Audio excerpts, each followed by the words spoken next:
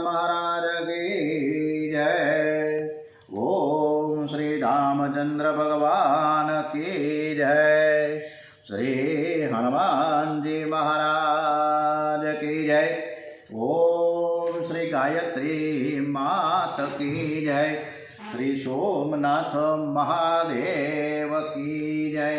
ओम श्री कृष्ण कन्हैयालाल की जय। बाल कृष्णलाल की जय। डोंगरे जी महाराज की जय। श्री सुखदेव जी महाराज की जय। श्री भागवत भगवान जी महाराज की जय। भारत माता की जय। वंदे वेद मातरम। ओम नमो भगवते वासुदेवाय। આપણે શ્રીમદ ભાગવત ડોંગરેજી મહારાજના ચરણોમાં વંદન સાથે આજનો ભાગવત કથાનો બીજો દિવસ, આજની તારીખ છે જાન્યુઆરીનો છેલ્લો દિવસ, 31મી જાન્યુઆરી. આજે તેરસ છે, મહાસુદ તેરસ 14નો ક્ષય છે. આવતીકાલે પૂનમ છે. આજે શનિવાર, મહાસુદ અને તેરસ. આજની કથા ખૂબ જ સરસ મજાની શ્રી કૃષ્ણ ભગવાનને આપણે સંભળાવીએ એવા ભાવ સાથે. વ્યાસાશ્રમમાં ભાગવતના આરંભમાં પૂજન વખતે વ્યાસજીએ ગણપતિ મહારાજનું આહ્વાન કર્યું છે. ઓમ વિઘ્નેશ્વરાય વરદાય સુરપ્રિયાય લંબોદરાય શકલાય જગદ્વિતાય નાગાનનાય શ્રુતિયજ્ઞ વિભૂષિતાય ગૌરીસુતાય ગણનાથ નમો નમસ્તે. શ્રી ગણપતે નમો. ગણપતિ મહારાજ પ્રગટ થયા છે. વ્યાસજી એમને કહ્યું કે હે ગણપતિજી મહારાજ, મારે ભાગવતની રચના કરવી છે, પરંતુ હું મૂંઝાયેલો છું કાંઈક વિસાવણમાં કે હું બોલું. મારી ઉંમર વૃદ્ધાવસ્થા છે, હું લખી નહીં શકું, પણ હું બોલું અને લખનાર કોણ? જો હું લખવા બેસું તો પાર આવે એમ નથી. આ સાંભળી ગણપતિ મહારાજે લખવા માટે સંમતિ બતાવી છે. આ વ્યાસજી થયા છે વક્તા અને ગણપતિજી થયા છે લહિયા, એટલે કે લેખક. ગણપતિજીએ લખવા માટે તૈયારી તો બતાવી, પણ એ પહેલાં વચમાં એક શરત મૂકી કે તમે જેમ જેમ બોલતા જશો તેમ તેમ હું લખતો જઈશ, પરંતુ તમારે બોલ્યા જ કરવાનું છે. બોલતા બોલતા વચમાં અટકવાનું નથી. હું જરાક પણ શાંતિથી બેસતો નથી, નવરો રહેતો જ નથી. તો કે કાંઈ વાંધો નહીં, પણ જે કાંઈ લખો તે વિચારીને કરજો. સંસ્કૃતના હું કાંઈ શ્લોક બોલું એનું અર્થઘટન બરાબર થાય છે કે નહીં એ વિચારીને તમારે લખવાનું છે. તો કે ઓકે, હું તૈયાર છું. સત્કર્મમાં વિઘ્ન ન આવવા માટે વ્યાસજીએ પ્રથમ શ્રી ગણેશાય નમઃ. કોઈ પણ આપણે લગ્ન પ્રસંગ હોય, જનોઈ પ્રસંગ હોય, કોઈ પણ સારા શુભ પ્રસંગો હોય ત્યારે આપણે ગણપતિ મહારાજનું સરસ મજાનું ચિત્ર કંકોત્રીમાં ને કાર્ડમાં બધે મૂકીએ છીએ. એટલે ગણપતિ મહારાજને પ્રથમ આપણે સ્મરીએ છીએ અને પછીના દેવી દેવતાઓને કરીએ. અને ગણપતિ મહારાજ કી નમઃ, ગણપતિજીને વંદન થાય છે. પછી તો સરસ્વતી માતાને પણ વંદન થાય છે. સરસ્વતીજીની કૃપાથી મનુષ્યમાં સમજણ આવે છે. પછી સદગુરુને વંદન કરે છે. છેલ્લે ભાગવતના મુખ્ય ઈષ્ટદેવ શ્રી કૃષ્ણને વંદન કરે છે. ભાગવતની રચના પછી તેમને ચિંતા એ થઈ, ભાગવત તો બની તો ગયું, એકલા રચાઈ ગયું, પણ પછી આનો પ્રચાર કેવી રીતે કરવો અને પ્રચાર કરવા માટે આ ભાગવતું કોને સોંપવું? વિચાર કરે છે વ્યાસજી કે આનો પ્રચાર જે અતિ વિરક્ત હોય એ જ કરી શકે, બીજા કોઈનું કામ નથી. સંસારના પદાર્થ સાથે જે પ્રેમ કરે છે એ ભાગવતનો પ્રચાર ન કરી શકે. શ્રી કૃષ્ણ સિવાય બીજા સાથે પ્રેમ કરનારો આ કથાનો અધિકારી નથી. સંસારના કોઈ પણ વિષયો પ્રત્યે રાગ ન હોય તેવો જન્મથી વૈરાગી કોણ મળે? કોઈક લાયક પુત્ર હોય તો તેનું જ્ઞાન આપી દો, જેથી તે જગતનું કલ્યાણ કરી શકે. આવો વિચાર વ્યાસજીએ કર્યો છે. એટલે વ્યાસજીએ એ વિચારમાં વૃદ્ધાવસ્થામાં પુત્રેક્ષણા જાગી છે. ભગવાન શિવજી વૈરાગ્યનું સ્વરૂપ છે. શિવજી મારા પર કૃપા કરીને મારે ત્યાં પુત્ર રૂપે આવે તો કાર્ય સિદ્ધ થાય. આથી તેમણે શિવજીની આરાધના કરી. શિવજી પ્રસન્ન થયા. એમણે પોતાને ઘેર પુત્ર રૂપે પધારવા વિનંતી કરી છે. વ્યાસજીની માંગણીનો શિવજીએ સ્વીકાર કર્યો. શિવજીની કૃપાથી વ્યાસજીના પત્નીને ગર્ભ રહ્યો છે અને પછી સુખદેવજીનો જન્મ થયો. સુખદેવજી શિવજીના અવતાર હોવાથી જન્મથી જ પૂર્ણ નિર્વિકાર છે. સુખદેવજીમાં જ્ઞાન, વૈરાગ્ય અને ભક્તિ પરિપૂર્ણ છે. 16 વર્ષની અવસ્થામાં તેણે ઘરનો ત્યાગ કર્યો છે. સુખદેવજીનું જીવન વિરક્તમય હતું. વ્યાસજીને ઈચ્છા હતી કે સુખદેવ મારી પાસે રહે અને ભાગવતનું અધ્યયન કરે, પરંતુ એનો પતો જ લાગતો નહોતો. આથી વ્યાસજીએ એક યોજના ઘડી. ભગવાનના અતિ ઉત્તમ શ્લોકો વિદ્યાર્થીઓને મોઢે કરાવી દીધા અને તે શ્લોકોનું જુદા જુદા જંગલોમાં જઈને ગાન કરવાનું શરૂ કરાવી દીધું. અને એક દિવસ આ શ્લોકો સુખદેવજીને કાને પડ્યા છે. શ્રી કૃષ્ણ લીલાના આ શ્લોકોએ તેને મુગ્ધ કર્યા. શ્લોકો ગાનારા પાસેથી સુખદેવજીને જાણવા મળ્યું કે આવા તો 18,000 શ્લોકો છે અને તેનું અધ્યયન શ્રી વ્યાસજી કરાવે છે. તેઓ ભાગવતના અધ્યયન માટે વ્યાસજી પાસે ગયા અને તે ભાગવતના 18,000 શ્લોકોનું અધ્યયન કર્યું. પછી તેઓ મનમાં ને મનમાં આ શ્લોકોનું ગાન કરવા લાગ્યા. આ જ જ્ઞાન અને તે પરીક્ષિત રાજાને સંભળાવી 7 દિવસમાં મુક્તિ અપાવી હતી. હવે આપણે આત્મદેવની વાત કરીએ છીએ. એ કથા તરફ ડુંગરાજી મહારાજ આપણને લઈ જાય કે તુંગભદ્રાના કિનારે આત્મદેવ નામનો એક બ્રાહ્મણ રહેતો હતો. એની પત્ની છે ધૂંધુલી. આત્મદેવ પવિત્ર બ્રાહ્મણ હતો, પણ એની પત્ની ધૂંધુલીથી ક્રૂર સ્વભાવની, પારકી પંચાયત કરવાવાળીને ઝઘડાળુ હતી. આત્મદેવના ઘરમાં સંપત્તિ પુષ્કળ હતી, પણ સંતતિના અભાવે તે દુઃખી હતો. સંતતિ માટે આત્મદેવ ઘણો પ્રયત્ન કર્યો, પણ કોઈ સફળતા ન મળી. છેવટે તે નિરાશ થઈ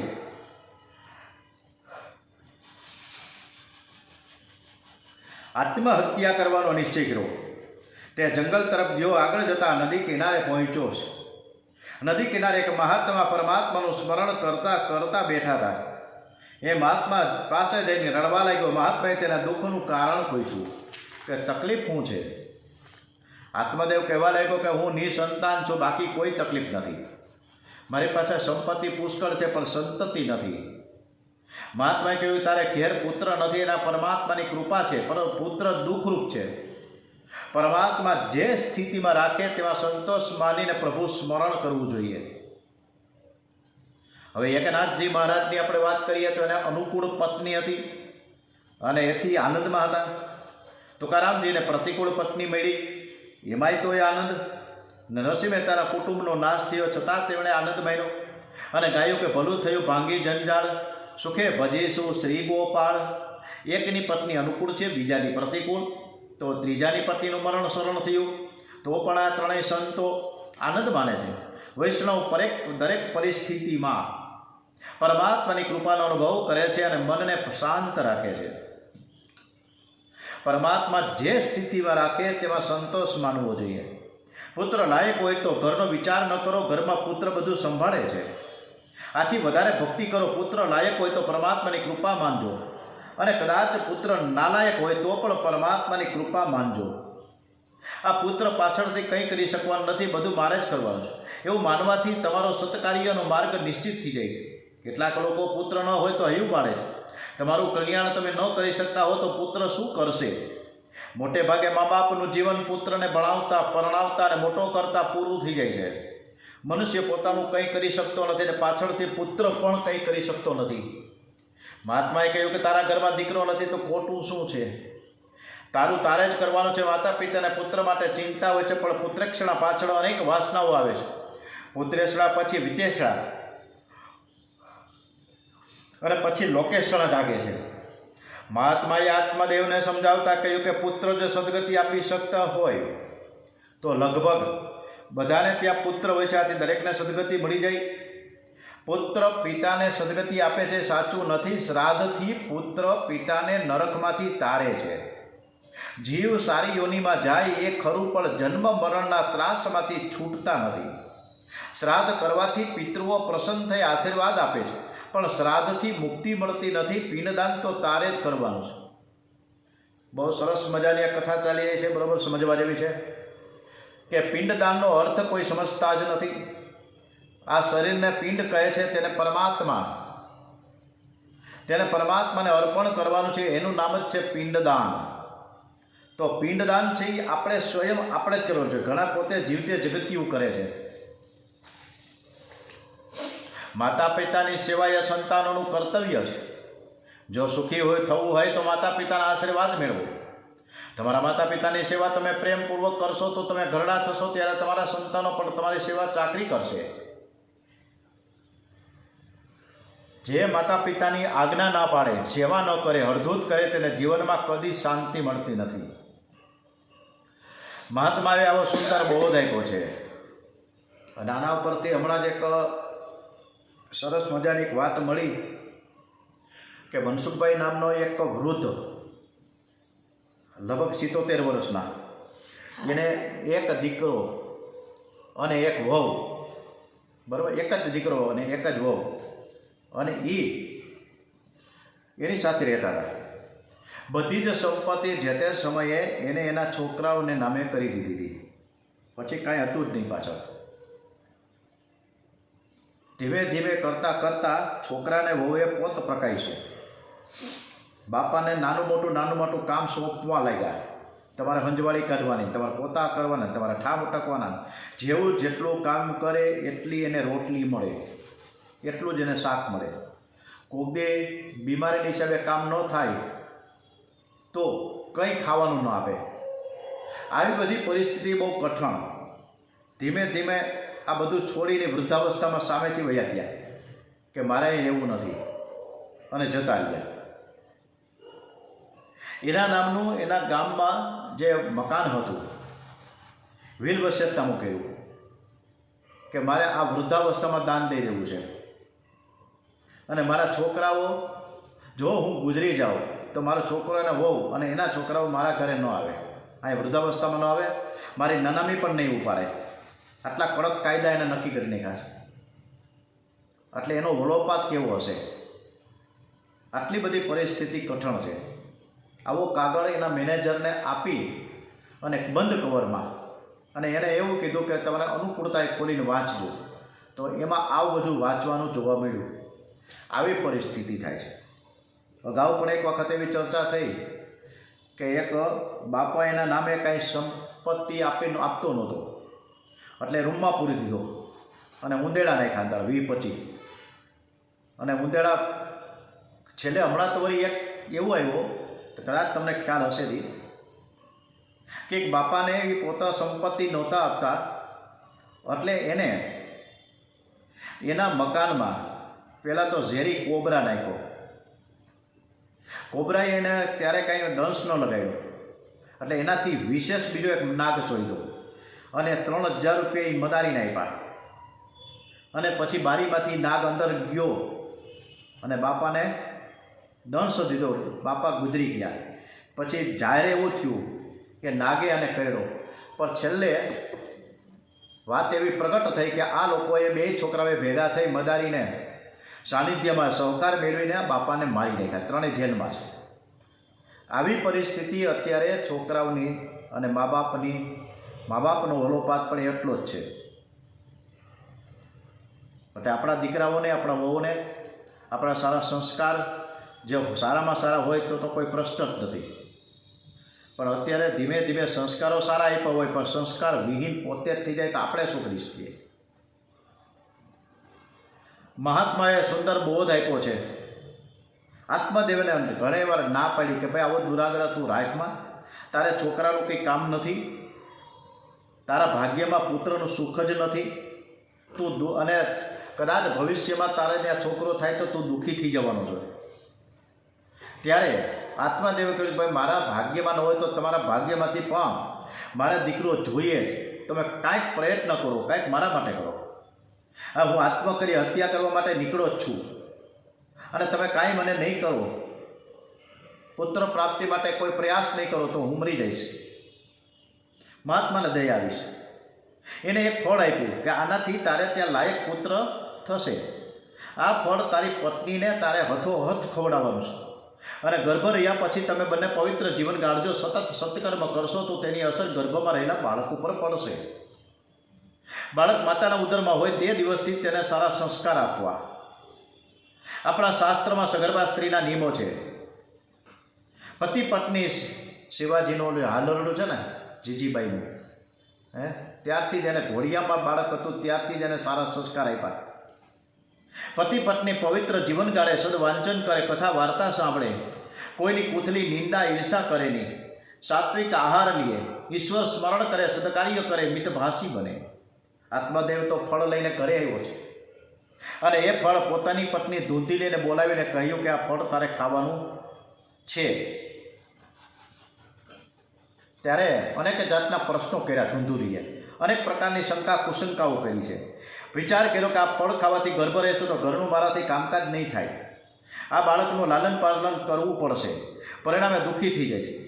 એણે એની નાની બહેન ત્યાં આવી હતી ત્યારે પોતાની નાની બહેનને વાત કરી દીધી કે આ ફળનું કહે છે શું કરવું. બહેને સલાહ આપી કે હું સગર્ભા છું, મને બાળક થવાનું છે, એ તને આપી દઈશ, તું ત્યાં સુધી સગર્ભા હોવાનો દોડ કર, ફળ તું ખાતી નહીં. અને આ તું નાની બહેનના કહેવાથી એમ ધૂંધુલીએ એ ફળ બાજુની ગૌશાળામાં એને પોતાને જે ગાયો પાડેલી હતી એમાં એ ગાયને ખવડાવી દીધું. ધૂંધુલીએ સગર્ભા હોવાનો દોડ ચાલુ કર્યો. પછી બહેનનો દીકરો લઈ આવીને એવું જાહેર થયું કે મને પુત્ર થયો. ધૂંધુલીએ પુત્રનું નામ ધૂંધુકારી રાખ્યું.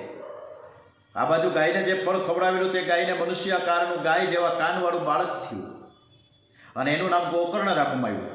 બાળકો મોટો થયા, ધૂંધુકારી દુષ્ટ નીકળ્યો, જ્યારે ગોકર્ણ પંડિત અને જ્ઞાની થયો. ધૂંધુકારી કોણ છે? આખો દિવસ દ્રવ્ય સુખ અને કામ સુખનું ચિંતન કરે તે ધૂંધુકારી છે. જેના જીવનમાં ધર્મ મુખ્ય નથી પણ કામ સુખ અને દ્રવ્ય સુખ મુખ્ય છે તે જ ધૂંધુકારી છે. આ ધૂંધુકારી મોટો થતાં 5 વેશ્યાઓમાં ફસાયો છે. 5 વિષયો શબ્દ, સ્પર્શ, રૂપ, રસ, ગંધ, આ 5 વેશ્યાઓ છે. આ 5 વિષયો ધૂંધુકારીને એટલે કે જીવને બાંધે છે. તે મળદાને હાથે પેટ ભરતો. મળદાનો હાથ એટલે કેવો? ડોગરદી મહારાજે આટલું બધું કડક શબ્દોમાં કીધું છે કે મળદાનો હાથ એટલે જે હાથ ભગવાનની સેવા ન કરે, જે પરોપકાર ન કરે, તે સત્કર્મ કર્યા વગર ખાય, એ મળદાના હાથે ખાય છે એમ માનવું. ધૂંધુકારી સ્નાન શૌચ ક્રિયાહીન હતો. એટલે સ્નાન તો કરતો જ હશે પરંતુ સ્નાન કર્યા પછી સંધ્યા સેવા ન કરે, સત્કર્મ ન કરે તો તે સ્નાન પશુ સમાન છે. સ્નાન કેવળ દેહને સ્વચ્છ રાખવા માટે નથી. સ્નાન કર્યા પછી સેવાની, સંધ્યાની, ગાયત્રીની તો એ સ્નાન છે પાપ છે. શાસ્ત્રમાં સ્નાનના 3 પ્રકાર બતાવ્યા છે. પરોઢિયે 4 થી 5 વાગ્યાની અંદર જે સ્નાન કરવામાં આવે છે ને તેને ઋષિ સ્નાન કહેવામાં આવે, તે ઉત્તમ સ્નાન છે. એ પછી પરોઢિયે 5 થી 6:30 વચ્ચે જે સ્નાન કરવામાં આવે તેને મનુષ્ય સ્નાન કહેવામાં આવે અને મધ્યમ છે. સવારના 6:30 પછી જે સ્નાન કરવામાં આવે છે તેને રાક્ષસી સ્નાન કહેવામાં આવે છે અને એ હલકી કોટીનું સ્નાન છે. એમાં આપણે કઈ પ્રકારના સ્નાન કરીએ છીએ આપણે વિચારવાનું રહીએ. નિત્ય સત્કર્મ વિનાનું ભોજન એ ભોજન નથી. એવું ભોજન કરનારો અન્ન નથી ખાતો પણ પાપ ખાય છે, એવું ગીતાજી કહે છે. ધૂંધુકારી ઇન્દ્રિય સુખમાં ફસાયો છે, માતા પિતાને રડાવે છે. ધૂંધુકારીએ ઘરની બધી જ સંપત્તિ વાપરી નાખી. પૈસા માટે હવે તે માતા પિતાને મારવા લાગ્યો છે. પુત્રના દુરાચરણો જોઈ આત્મદેવને દુઃખ થયું. આના કરતાં તો વાંઝ્યો રહેવો હતો સારું હતું. પિતાનું દુઃખ જોઈ ગોકર્ણ આત્મદેવ પાસે એવા ગોકર્ણ પિતાને વૈરાગ્યનો ઉપદેશ આપે છે કે આ સંસાર છે ને અસાર છે, તું તારા દુઃખને ખંખેરી નાખ. આ સંસાર અસાર છે, અત્યંત દુઃખરૂપ છે અને મોહમાં નાખવાવાળો છે. પુત્ર કોનો અને ઘર કોનું? સંસારને વંધ્ય સૂતની ઉપમા આપવામાં આવી છે. સંસાર માયાનો પુત્ર છે, માયા મિથ્યા છે. હવે તમે ઘર છોડીને વનમાં જાઓ, ઘરનો મોહ છોડી દો. સમજી લો તો સારું છે. નહીતર છે ને કાળ છે એ તમને ધક્કો મારી બહાર કાઢશે. આત્માદેવ ગંગા કિનારે એવા આખો દિવસ ભક્તિ કરે છે. 10મા સ્કંદના પાઠ પ્રેમથી કરે છે. 11 કલાક એક આસને બેસીને શાંતિથી 10મા સ્કંદનો પાઠ થાય છે. બહુ ઉતાવળ કરે તો 2-3 કલાક વહેલો પૂરો થાય, પણ તેમ કરવાથી પાઠમાં આનંદ આવશે નહીં. અર્થ સમજીને ભાવપૂર્વક પરમાત્માના દર્શન કરતાં કરતાં શરીરના કોઈ અંગને હલાવ્યા વિના પાઠ કરો. જેના બધા અંગો સ્થિર રહે છે તે દેવોને ગમે છે. આત્મદેવ સવારે પાઠનો આરંભ કરે, સંધ્યાકાળે પૂરો થાય છે. એ જગતને ભૂલે છે અને પરમાત્મામાં તન્મય બન્યા છે. ધીરે ધીરે મન શુદ્ધ થયું. એક દિવસ 10મો સ્કંદ પૂરો થયો. પરમાત્મા પ્રગટ થયા. આત્મદેવને દ્વારિકાનાથના દર્શન થયા. પરમાત્માએ આત્મદેવને ઉઠાડીને પોતાની છાતી ઉપર સાથે જ આપ્યો છે. આત્મા પરમાત્માનું મિલન થયું, પરમાત્માનો આશ્રય કરે, પરમાત્મામય બની જાય છે. આત્મદેવ કૃતાર્થ થયો. પિતાના મરણ પછી ધુંધુકારી માતાને પણ મારવા લાગ્યો. કહે છે કે બોલ ધન ક્યાં છે, નહીં તો લાત મારી નાખીશ. એના આવા વર્તનથી આઘાત પામેલી માતા ધુંધુલી દુઃખથી રાત્રે કૂવામાં પડીને મૃત્યુ પામી. માતાના મૃત્યુ પછી ધુંધુકારી એકલો અટૂલો થઈ ગયો. આ બાજુ ધુંધુકારી વેશ્યાઓને પોતાને ત્યાં લઈ આવ્યો છે. ગોકર્ણે વિચાર કર્યો કે કુસંગથી મારું જીવન બગડશે. એણે ઘરનો ત્યાગ કર્યો, તે જાત્રા કરવા નીકળી ગયા. ધુંધુકારી ચોરી કરવા લાગ્યો છે. પાપથી પૈસા લાવીને વેશ્યાઓને રાજી કરે છે. એ રાજાને ત્યાં ચોરી કરવા લાગ્યો. દાગીના ચોરી લાવી વેશ્યાઓને આપ્યા. વેશ્યાએ વિચાર કર્યો કે આ જીવતો રહેશે તો તેની સાથે આપણે પણ પકડાઈ જઈશું, દાગીના પણ ખોઈ નાખશું અને સજા થશે, માટે એને મારી નાખીએ. વેશ્યાએ ધુંધુકારીને દોરડા વડે બાંધ્યો. વિષયો જીવને બાંધે છે. ગળે ફાંસો આપ્યો તોય ધુંધુકારી મરતો નથી. અતિ પાપીને જલ્દી મોત આવતું નથી. પછી વેશ્યાઓ બળતા અંગારા ધુંધુકારીના મોંમાં નાખે છે. આ રીતે તેને મારી નાખે છે. તેના દેહનો અગ્નિ સંસ્કાર કર્યો નહીં, પણ તેને દાટી દીધો. ધુંધુકારી પોતાના કુકર્મોને લીધે ભયંકર પ્રેત થયો અને પાપી યમપુરીમાં જતો રહ્યો. તે પ્રેત બન્યો છે. અને આ બાજુ ગોકર્ણજી જાત્રા કરતા કરતા ગંગાજી આવ્યા છે. ગયાજી આવ્યા છે. ગયાજીમાં ભગવાન નારાયણના ચરણમાં પિંડદાન કરે છે. ગયાજીમાં પરમાત્મામાં ચરણમાં પિતૃઓનું નામ લઈને પિંડદાન કરે તો પિતૃઓને સદગતિ થાય છે. ગોકર્ણ ત્યાં આવ્યા. તેમણે ત્યાં પોતાના ભાઈ ધુંધુકારીના મૃત્યુની ખબર મળી. એમણે ધુંધુકારીનું શ્રાદ્ધ કાર્ય કર્યું, પિંડદાન કર્યું. ગયા શ્રાદ્ધ શ્રેષ્ઠ મનાય છે. અને ગયા શ્રાદ્ધ શ્રેષ્ઠ શું કામ મનાય છે એની પણ થોડીક સરસ મજાની વાત ડોંગરીજી મહારાજે આપણને સમક્ષ મૂકી કે ગયાસુર કરીને એક રાક્ષસ હતું. એણે તપથી બ્રહ્માજીને પ્રસન્ન કર્યા. બ્રહ્માજીએ કહ્યું કે તારે જે જોઈએ તે તું વરદાન માંગ. આથી ગયાસુરે બ્રહ્માજીને કહ્યું કે તમે શું વરદાન આપવાના હતા? તમારે મારી પાસે જે કંઈ માંગવું હોય તે માંગવું. બ્રહ્માજીએ વિચાર કર્યો કે અસુર આમ મરવાનો નથી, પણ તેના દેહ ઉપર લાંબા કાળ સુધી યજ્ઞ કરીશું તો મરશે. આથી બ્રહ્માજીએ યજ્ઞ માટે તેનો દેહ માંગ્યો. ગયાસુર તે માટે તૈયાર થયો. ગયાસુરની છાતી ઉપર યજ્ઞ કરવામાં આવ્યો. 100 વર્ષ સુધી યજ્ઞ ચાલ્યો, પણ ગયાસુર મર્યો નહીં. યજ્ઞની પૂર્ણાવતી પછી તે ઉઠવા ગયો. ત્યાં જ બ્રહ્માજી બહુ જ ચિંતાતુર બન્યા છે. બ્રહ્માજીએ નારાયણનું ધ્યાન કર્યું. ભગવાન નારાયણે પ્રસન્ન થઈ ગયાસુરની છાતીમાં 2 પગ પધરાવ્યા. ગયાસુરે મરતી વખતે ભગવાન પાસે વરદાન માંગ્યું કે ગયામાં જે શ્રાદ્ધ કરે તેના પિતૃઓની મુક્તિ થાય.